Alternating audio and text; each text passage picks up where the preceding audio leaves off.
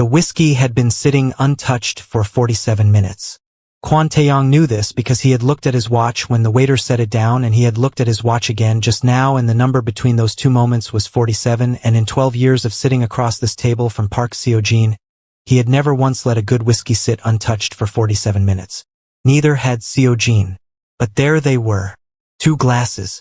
2 men. 12 years between them. And a name sitting in the middle of the table that neither of them had said out loud since Seo-jin said it 49 minutes ago, and the entire temperature of the room changed.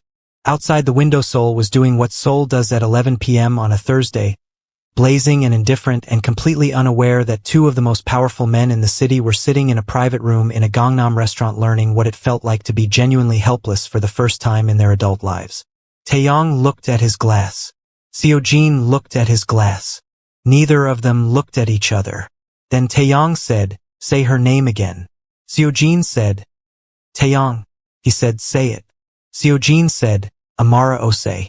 Tae-yang closed his eyes for exactly 3 seconds. Then he opened them and picked up his glass and drank and put it back down and said, "Tell me everything. From the beginning. Tell me everything."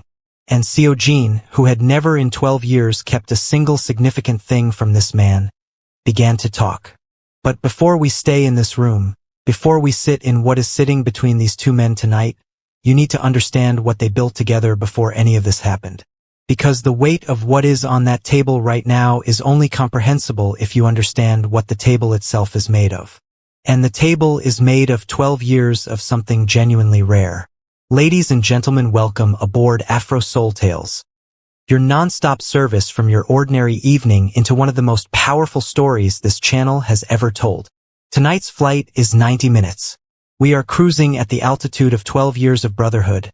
2 Korean Mafia bosses and 1 Nigerian woman who walked into both their lives without knowing what she was walking into. Fasten your seatbelts. This one requires them. We are cleared for takeoff. Kwon Tae-yang was 38 years old, and he had been running his organization for 14 years, and in those 14 years he had made exactly 3 decisions he regretted. He remembered all 3 in precise detail because he was the kind of man who kept his failures closer than his successes on the basis that successes teach you what you already know and failures teach you what you still need to learn. By 35, his reputation had the specific quality of permanence that only comes when people have had enough time to watch you make hard decisions with consistent integrity and have concluded that the consistency is not performance. He read people well. He trusted slowly. He loved when he loved, which was rare, with the complete unguarded quality of a man who had decided that anything worth feeling was worth feeling completely. He had one friend. Park Seo-jin came into Tae-yang's world 12 years ago as a 23-year-old junior associate with no connections, no reputation, and the most precise judgment about people and situations that Tae-yang had encountered since looking in his own mirror. Their first real conversation was about a situation that everyone else in the organization was calling unsolvable. Seo-jin had been working there for 11 weeks. He walked into Tae-yang's office. Not summoned, not invited, simply walked in and said, "The situation in the Northern District. I know how to resolve it. Do you want to hear it, or would you prefer I wait until someone more senior suggests the same thing in 3 weeks?" Tae-yang looked at him for a long moment. He said, "Sit down." Seo-jin sat down. He laid out the solution in 7 minutes. Clean. Elegant. Addressing the root rather than the symptoms. Tae-yang asked 4 questions. Seo-jin answered all 4 without hesitation. When he was done, Tae-yang said, "How long have you been working here?" Seo-jin said, 11 weeks. Tae-yang said, "And in 11 weeks you identified a problem that my senior team has been sitting on for 6 months and worked out a solution and came to tell me directly." Seo-jin said, "Your senior team identified the problem. They are sitting on it because the solution requires a decision that none of them want to be responsible for making. I am new enough that I do not have anything to protect yet, so I can say what I see." Tae-yang said, "And when you have something to protect, will you still say what you see?" Seo-jin said, "That depends entirely on whether I respect the person I am saying it to." Tae-yang said, "And do you?" Seo-jin said, "I have been here 11 weeks. I have watched you make 4 significant decisions. You made all 4 of them the same way, you took the longest view available and you made the decision that served the longest view even when the shorter view was more comfortable. Yes, I respect you. Tae-yang said, the solution. Implement it. You have my authority. He paused. He said, and Seo-jin. Knock next time. Seo-jin said, noted. He stood up. He said, should I knock or will you have given me an office by then? Tae-yang looked at him. He said, you will have an office by Friday. Seo-jin said, I thought so. He left. Tae-yang sat in his chair for a moment. Then he picked up his phone and called his senior operations director and said, the young one. Park Seo-jin. Make sure he has everything he needs. His director said, he has been here 11 weeks. Tae-yang said, I know how long he has been here. Make sure he has everything he needs. That was 12 years ago. In the 12 years between that conversation and the Thursday dinner with the untouched whiskey, Tae-yang and Seo-jin had built something that neither of them had built with anyone else. Not a working relationship. Not a mentorship. Not the careful alliance of 2 powerful people who understand the value of each other's loyalty. Something older than any of those things. A friendship between 2 men who understood each other completely and had decided that understanding someone completely and trusting them with that understanding was worth more than almost anything else available to a person. They had a weekly dinner. Same restaurant. Same table. Thursday evenings at 7. They had missed it 4 times in 12 years.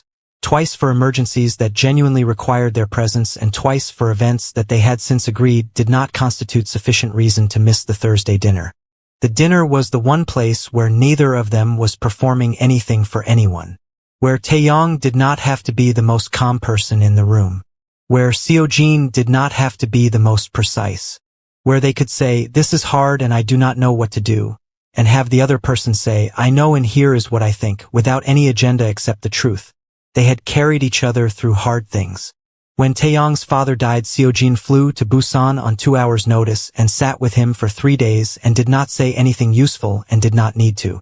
When Seo-jin's first significant independent operation went wrong in a way that cost him more than money, Tae-yang was the first person he called and the last person who mentioned it again.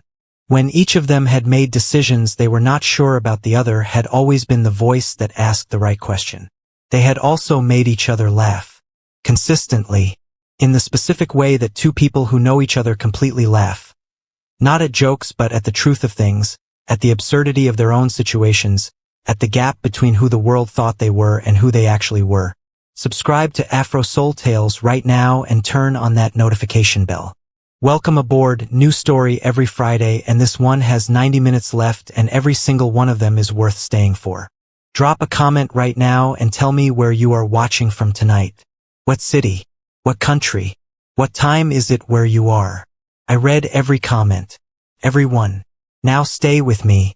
Seo-jin had a quality that his enemies described as ruthlessness and that Tae-yang described more accurately as precision. He did not do things halfway. He did not commit to anything he was not going to follow through on, and he did not begin anything he was not prepared to finish. This quality made him exceptional in their world and occasionally exhausting in personal situations. He had an opinion about everything and was usually right and knew he was usually right and had the particular challenge of being around people who were less usually right and having to decide in each situation whether to say so. With Tae-yang he always said so. Tae-yang was the one person in his life with whom he could be completely honest without managing the delivery. Tae-yang once said to him, the most useful thing about you is that you are honest even when honesty is inconvenient. Seo-jin said, the most useful thing about you is that you actually hear what I am saying instead of hearing what you expected me to say. Tae-yang said, that is because I have been training myself for 12 years to listen to you properly. Seo-jin said, has it been worth it? Tae-yang said, ask me in another 12 years. Seo-jin said, I plan to. Tae-yang had a habit of arriving exactly on time to everything. Not early. Not late. To the minute. This was so consistent that his entire organization set their clocks by his arrivals. Seo-jin had once, as an experiment, moved the Thursday dinner from 7 to 7:15 without telling Tae-yang and watched from across the restaurant as Tae-yang arrived at exactly 7. Looked at the empty table, looked at his watch, looked at the door, looked at the table again and then sat down and waited with the specific composed expression of a man who was not going to give anyone the satisfaction of seeing him uncertain. When Seo-jin arrived at 7:15, Tae-yang said, "The dinner is at 7. Seo-jin said, "I changed it to 7:15. Tae-yang said, "You changed it without telling me." Seo-jin said, "I did." Tae-yang said, "Why?" Seo-jin said, "I wanted to see what you would do." Tae-yang said, "I sat down and waited." Seo-jin said, "Exactly. You sat down and waited with the most controlled expression of a man trying not to show that he does not know what is happening that I have ever seen on a human face. It was the funniest thing I have seen in 3 years." Tae-yang said, "I am going to change the dinner to a completely different day without telling you." Seo-jin said, "You would never. You have had this dinner on Thursday for 12 years. You would sooner change your name." Tae-yang said, "I am going to change the restaurant." Seo-jin said, "Now you are just threatening things you will not do." Tae-yang said, "Eat your food." Seo-jin laughed. Tae-yang almost smiled. They had also built each other. This was the part that neither of them talked about directly but that both of them knew. Tae-yang had been harder before Seo-jin. More isolated. More convinced that the only person whose judgment he could trust was his own. Seo-jin's presence over 12 years had made him slightly more patient, slightly more willing to be uncertain, slightly more capable of the specific vulnerability of saying "I do not know" to someone who would not use it against him. Seo-jin had been more reckless before Tae-yang. More willing to make the fast decision because the fast decision was elegant and he liked elegant solutions even when slower solutions were safer. Tae-yang's influence over 12 years had given him the specific discipline of the long view, not in opposition to his precision but deepening it. They had made each other better men. Not because either of them had tried to. Simply because 12 years of genuine friendship does that to people who are paying attention. And they had never once in 12 years wanted the same thing. Until now. Now on to Amara. Amara Oay arrived in Seoul 8 months before the Thursday dinner with the untouched whiskey. She came on a 2-year research fellowship studying urban community development. Specifically the gap between what cities build and what communities need, the specific failure mode of development that serves the infrastructure vision rather than the people who were there before the vision arrived. She had chosen this research because she had watched it happen in Lagos. Had watched buildings arrive that changed the skyline without changing the lives of the people underneath it. Had decided at 22 that she was going to spend her career in that gap because that gap was where the real work was. She was 30 years old, direct, warm without being soft, funny in the specific way of people who are genuinely intelligent and have decided that taking themselves seriously all the time is a waste of good intelligence. She said what she thought. She listened when she was listening. She prayed every morning with the quiet sincerity of a woman who had learned from enough experiences of human wisdom running out that she had a genuine working relationship with something larger. She had been in Seoul for 8 months. She had learned enough Korean to have real conversations. She ate at the market near her apartment every morning. She walked everywhere because walking was how she learned cities. She attended every community forum and cultural event she could find because the research was the purpose and the purpose was everything. She was not looking for love. She was looking for her data. God, as previously noted, had not read the research fellowship terms. The forum was in a Seoul neighborhood undergoing rapid redevelopment. The kind of community event that powerful people rarely attend. Tae-yang attended it because he had been attending events like this for 4 years since he made a development decision he regretted and had been trying to understand what he had missed. He was in the 3rd row with a notebook. Amara was at the podium. She said, "The building is never the problem. The building is just a building. The problem is whether the people who were here before the building arrived are still here after it. Whether they recognize themselves in what was built in their name. Development that cannot answer yes to both of those questions is not development. It is displacement wearing development's clothes." Tae-yang stopped writing. He had attended 37 community forums in 4 years and had taken notes at every single one of them. He had never once stopped writing because someone said something that made note-taking feel inadequate. He put his pen down. He listened to the rest of her presentation with the complete focused attention of a man who has just heard something that reorganized something in his thinking and is trying to understand exactly what has been reorganized. After the forum he approached her. Not with authority. Not with the specific weight of who he was in Seoul. Simply as a person who heard something important and wanted to say so. He said, the point about displacement versus development. I have been trying to find the right formulation for that distinction for 2 years. You found it in one sentence. She looked at him with the assessing directness of a woman who had spoken at enough forums to know the difference between a person who is impressed and a person who is engaged and who found this one to be the latter. She said, you have been thinking about this for 2 years. He said, I have a neighborhood. The redevelopment is mine. The community was not consulted the way it should have been. I have been trying to understand what I did wrong. She said, that is the most honest thing a developer has ever said to me at one of these events. He said, I try to be honest about what I do not know. It is the only way to learn what I need to know. She looked at him for a moment. She said, which neighborhood? He told her. She said, I walked through that neighborhood last month for a site observation. I have notes on it. He said, I would very much like to read those notes. She said, buy me a coffee and I will tell you what is in them. He said, now. She said, are you always this direct? He said, yes. Is that a problem? She said, no. I am also always this direct. It saves time. He said, then we agree on something already. She said, do not get ahead of yourself. They walked to a coffee place near the venue. They talked for an hour. Then another hour. He walked her to the subway and they stood at the entrance for 20 minutes continuing a conversation that neither of them was ready to end. He said, I would like to continue this conversation. She said, about the neighborhood or in general. He said, both. In that order or the other order. I am flexible. She said, you do not seem like a particularly flexible person.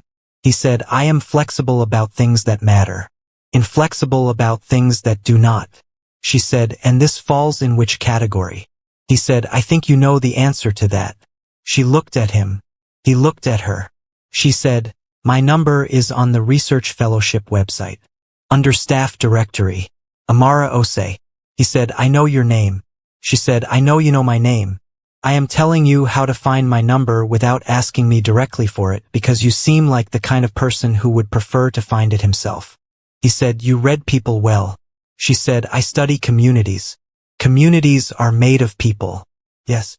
She went through the subway entrance. He stood at the top of the stairs for a moment. His driver had been watching from 50 meters away for the past 40 minutes. The driver sent Seo-jin a text. The text said, he is standing at a subway entrance. He has been there for 20 minutes. He missed the 7 o'clock meeting. Seo-jin replied, Tae-yang missed a meeting. His driver said, I am as surprised as you are. Seo-jin said, who is she? His driver said, I could not see her face clearly from here. But she went into the subway and he is still standing at the top of the stairs. Seo-jin said, he is still standing there. His driver said, yes. Seo-jin said, send me everything. 3 weeks later Seo-jin was in his bookshop in Insadong on a Tuesday afternoon. He had been going to this bookshop since he was 23 because the owner, a Korean woman in her 70s with the specific authority of someone who has spent 50 years knowing which books belong to which people, had a gift for ordering books that Seo-jin did not know he needed until they were in his hands. She had placed a novel on the upper shelf. A Nigerian author. Seo-jin had seen the title in a review 3 months ago and had thought, I need to read that, and had then forgotten he had thought it because his mind ran at the pace it ran and not everything stayed. He reached for it. Another hand reached for it from a different angle. He looked at the hand. Then he looked at the person the hand belonged to. A Nigerian woman. 30s. The kind of face that a person remembers not because of any single feature but because of the quality of intelligence behind it. The specific aliveness of eyes that are always actually looking at what they are looking at. She said, I reached first. He said, I have been coming to this bookshop for 12 years. The owner ordered this book for me. She said, did she tell you that? He said, she did not need to. I know her ordering patterns. She said, that is either impressive or concerning. He said, it is both. Seo-jin. Park Seo-jin. She said, Amara Oay. And I am still taking the book. He said, I will order another copy. Have coffee with me instead. She said, You are trading a book you have been waiting 3 months for in exchange for coffee with a stranger. He said, I am trading a book for a conversation with the person who reached for the same book I reached for in a bookshop in Insadong on a Tuesday afternoon. I have been coming here for 12 years. In 12 years, I have never once reached for the same book as another person at the same moment. The statistical improbability of this situation suggests it warrants investigation. She looked at him for a moment. She said, 1 coffee. They had 3 coffees and 2 hours of conversation that covered Nigerian urban development policy, Korean community architecture, 3 books they had both read and disagreed about, and 1 subject neither of them named but that was present in the conversation from the first coffee to the third in the way that important things are sometimes present in conversations before either person is ready to name them. He walked her back to her apartment building. They stood outside for 30 minutes. He asked for her number. She gave it. He walked back to his car. His assistant said, you have been gone for 4 hours. He said, have I? His assistant looked at him with the expression of a person who has worked for Seo-jin for 6 years and has never once seen him lose track of 4 hours. He said, reschedule everything after 7. His assistant said, everything. He said, everything. His assistant said, should I ask why? He said, no. He got in the car. His assistant, sitting in the front seat, sent 1 message to Tae-yang's driver. The message said something happened. Tae-yang's driver replied, same. Now the narrator brings both threads together. 2 men. 2 meetings. 3 weeks apart. The same woman. Neither of them knowing. The Thursday dinner was in 4 days. Like this video right now if the story has you. 1 second. Do it. Because we are about to arrive at the most important dinner these 2 men have ever had in 12 years and you are going to want to be watching when it happens. The Thursday dinner. 7 p.m. Same restaurant. Same table. The waiter brought the usual order to start. The usual glasses. The usual quiet efficiency of a restaurant that had been serving these 2 men for a decade and understood that their Thursday evenings were not to be interrupted with offers of the specials. They talked about a situation in the Western District. About a contact in Tokyo who had been unreliable for 3 consecutive months, which was 1 month past Tae-yang's threshold for reliability and 2 months past Seo-jin's. About the Busan development. But something was different. Not obviously. Not in any way that a person who did not know them would notice. But these 2 men had sat at this table for 12 years, and they knew each other's rhythms the way musicians know the rhythm of the person they always play with, and both of them could feel that the rhythm tonight was slightly off. Tae-yang was more present than usual. The specific quality of presence that belongs to a person who has something good happening that they are not ready to share yet. A warmth just below the surface of the Thursday composure. Seo-jin was more careful than usual. The specific quality of care that belongs to a person who is holding something and is making sure it does not show. Both of them noticed the difference in the other. Neither of them asked about it. They ate. They talked. The Tokyo situation got resolved in principle. The Western District situation got assigned. The Busan development moved forward. Then Tae-yang said, I attended a community forum last month. Seo-jin said, the one in Mapo. Tae-yang said, yes. He paused. He said, there was a speaker, a researcher, from Nigeria. She was talking about urban development and community displacement. Seo-jin was quiet. Tae-yang said, she said something that I have been thinking about every day since. He told Seo-jin what she said. The building is never the problem. Whether the people who were there before are still there after. Whether they recognize themselves in what was built in their name. Seo-jin said nothing for a moment. Then he said, that is very precise. Tae-yang said, she is very precise. Her name is Amara. She is at the university on a fellowship. She is one of the most intelligent people I have spoken to in a long time. He paused again. He said, she also read the neighborhood correctly in a way that I have not been able to do from the inside. She walked through it once and saw what I have been missing for 2 years.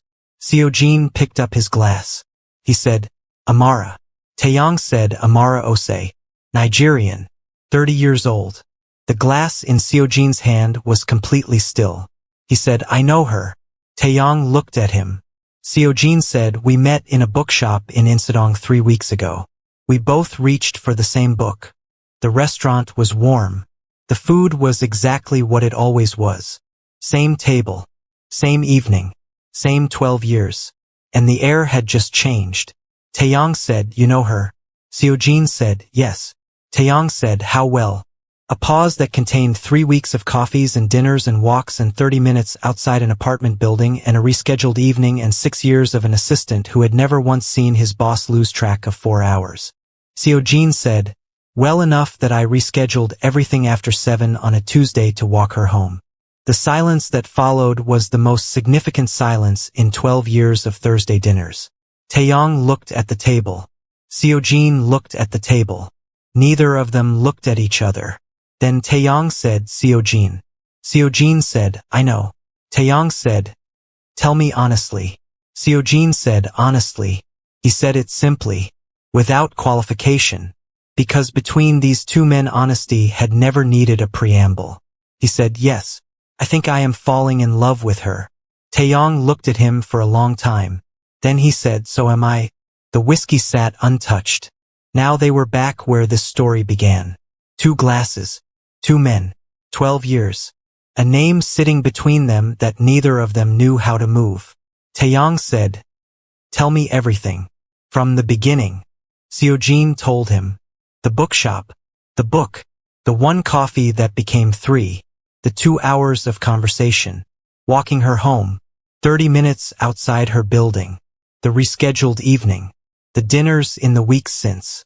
The specific quality of talking to her, the way she was completely present in every conversation, the way she said what she thought without managing the delivery, the way she made him feel like being precise was not a performance she tolerated but a quality she genuinely met. Tae-yang listened the way he always listened. Completely, without interrupting, without showing on his face what he was feeling until Seo-jin had finished. When Seo-jin finished, Tae-yang was quiet for a long time.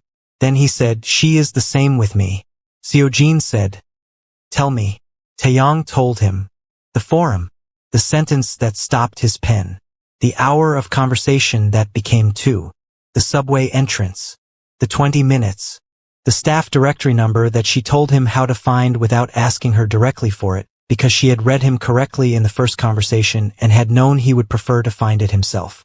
Seo-jin said, she told you how to find her number without giving it to you. Tae-yang said, yes. Seo-jin said, she gave me her number directly. A pause. Tae-yang said, what does that mean? Seo-jin said, I have absolutely no idea. I am choosing not to think about it. Tae-yang said, that is uncharacteristically wise of you. Seo-jin said, I have my moments. They both almost smiled. Neither of them fully smiled. Because what was sitting between them was too large for smiling yet. Tae-yang said, she does not know about each other. Seo-jin said, no. She knows me as Seo-jin. She knows you as Tae-yang. She does not know that Seo-jin and Tae-yang have been sitting at this table every Thursday for 12 years. Tae-yang said, and if she did know? Seo-jin said, I think she would have a very significant number of questions. Tae-yang said, yes. He picked up his glass. He drank. He put it down. He said, I need to ask you something and I need you to answer it the way you always answer me. Seo-jin said, always. Tae-yang said, is this real for you? Not the beginning of interest. Not the novelty. The real thing. Seo-jin looked at his oldest friend across 12 years of this table. He said, you know me well enough to know I would not have rescheduled everything after 7 on a Tuesday for anything that was not real. Tae-yang said, I know. He said, then we have a problem. Seo-jin said, yes. Tae-yang said, what do we do? Seo-jin said, I do not know. That is the first time I have said I do not know to you in a situation that required a decision in about 4 years. Tae-yang said, I noticed. It is either a sign of the severity of the situation or a sign that you are getting softer. Seo-jin said, it is the severity of the situation. Tae-yang said, I know. I was attempting humor. Seo-jin said, it was not your best work. Tae-yang said, I am working under difficult conditions. Seo-jin said, fair point. They sat. The restaurant was quieter now. The other tables had cleared. The waiter had stopped coming to check on them because he had been serving them for a decade and understood that on the evenings when the glasses sat untouched he should leave them alone. Tae-yang said, "We do not compete. I will not compete with you for her." Seo-jin said, "Neither will I." Tae-yang said, "We also do not make her the reason for something between us. Whatever happens, she is not responsible for what we decide." Seo-jin said, "Agreed." Tae-yang said, "Which means we have to be honest with her. Both of us. About the full situation." Seo-jin said, "Together." Tae-yang said, "Together. Same room. Same time. She hears it from both of us at once, so neither of us has the advantage of being first." Seo-jin looked at him. He said, "You would do that?" Tae-yang said, "It is the only way that is fair to her.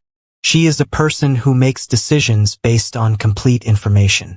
We do not get to decide what information she has about her own life." Seo-jin said, "Tae-yang." Tae-yang said, "Yes." Seo-jin said, "In 12 years I have watched you make decisions that I thought were harder than they needed to be because you refused to take the easier version that was available. And every time the harder version turned out to be correct. I should not still be surprised by this." Tae-yang said, "You always are though." Seo-jin said, "Every single time. It is a character flaw." Tae-yang said, "It is." Seo-jin said, "And if she chooses you?" The question sat between them. Tae-yang said, "Then I hope we are still sitting at this table in 12 years. Seo-jin said, "And if she chooses me?" Tae-yang said, "The same answer."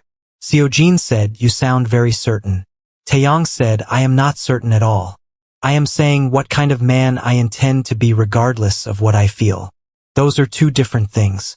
Seo-jin said, "Yes. I know the difference." He said, "Tae-yang, I am sorry." Tae-yang said, "Do not be sorry.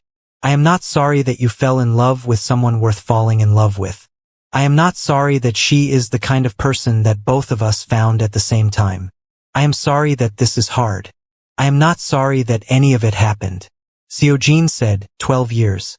Tae-yang said, 12 years. They picked up their glasses. They drank. The dinner continued. Different from every dinner before it. Exactly the same in the way that mattered most. "Welcome back, ladies and gentlemen, your captain speaking.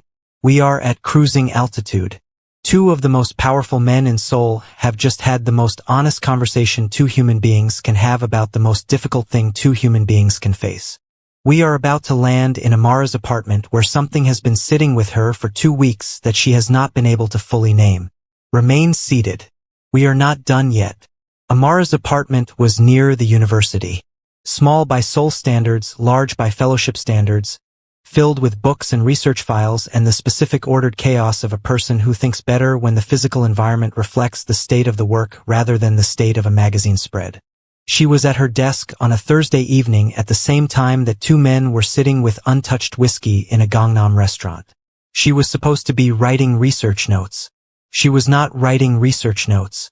She was sitting with her pen in her hand looking at a paragraph she had written 3 times and erased 3 times and understanding that the reason she could not write this particular paragraph was not that she did not know what it should say but that her concentration was not fully available to her tonight. Something had been sitting with her for 2 weeks. Not one thing. 2 things. Adjacent to each other in a way she had not yet examined directly. She had been spending time with Seo-jin. The one coffee had become dinners.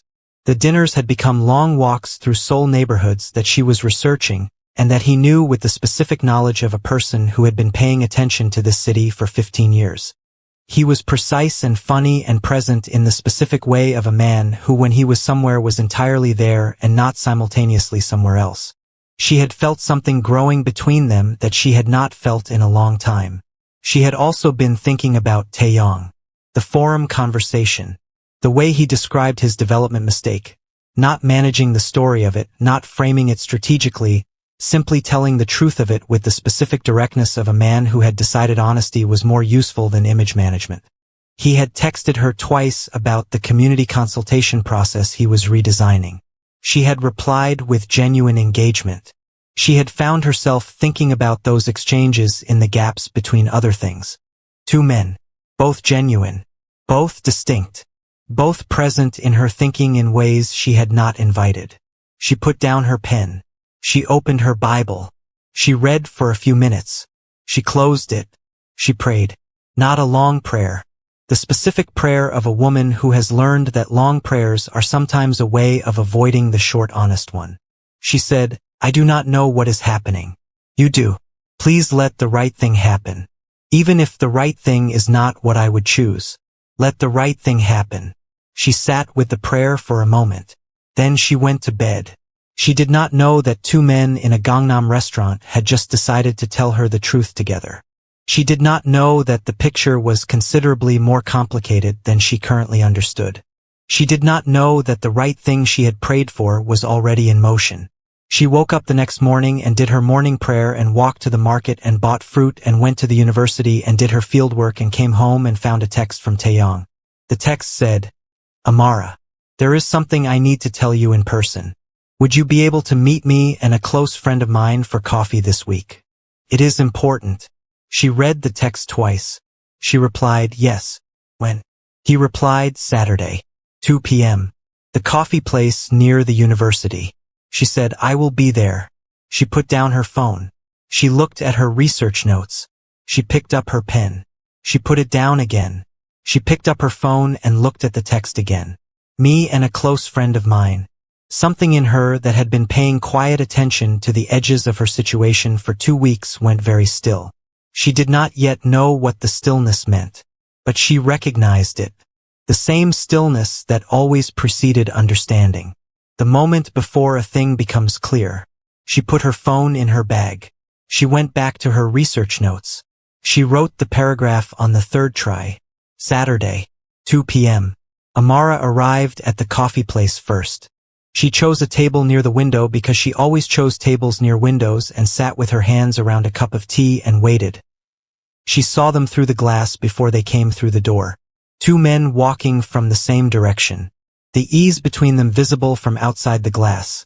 The specific ease of two people who have walked beside each other enough times that they move with each other without adjusting. The kind of ease that takes years. She watched them come through the door. She watched them see her. She watched them walk to the table.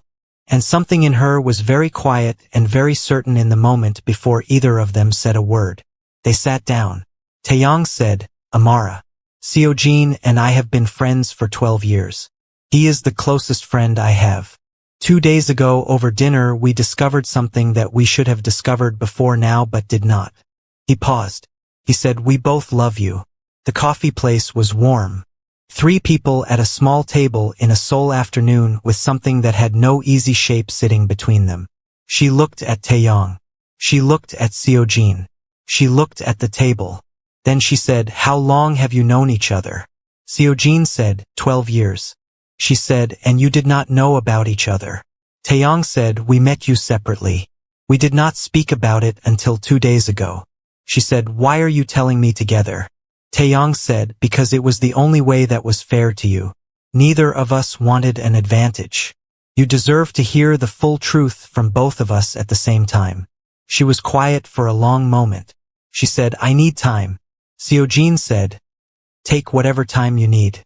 She said, I am not going to be rushed and I am not going to be pressured and I am not going to feel that I owe either of you a decision on your timeline. Tae-yang said, we know. That is not why we told you.